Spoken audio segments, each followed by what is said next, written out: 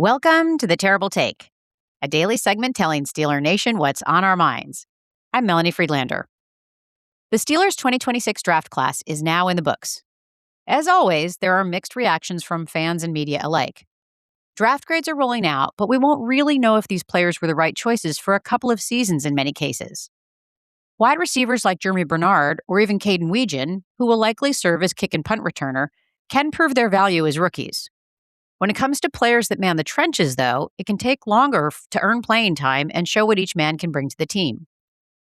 And that is why this draft left us with as many questions as answers. First-round draft pick Max Ihanecore played all but 2 of his more than 2,000 snaps in college football at right tackle. Troy Fautano, drafted in the first round 2 years ago, has been the starting right tackle and performing well. Broderick Jones, also a former first-round draft pick, was showing improvement at left tackle after a rough couple of years, but he's now sidelined as he deals with a setback from neck surgery. The team has already talked about possibly moving Fautano to left tackle and leaving Ihanecore at his natural position of right tackle. And then there is one of the third-round picks, Jennings Dunker. He also played right tackle in college. Following his selection, new Steelers offensive line coach James Campen said they plan to move him to guard. Moving a player from a position where he has experience isn't necessarily the wrong call. Look at Alejandro Villanueva, who came into the NFL as a tight end and was tried as a defensive lineman by the Eagles, both positions he played in college.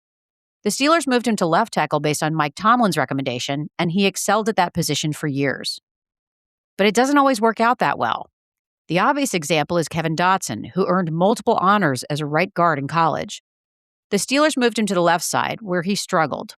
Following a trade to the Rams, Dotson returned to right guard, where he has been a dominant force and proved his value. Campen may be the best offensive line coach in Pittsburgh since Mike Munchak left the staff. Campen will play a crucial role in developing these young offensive linemen and getting their best performances.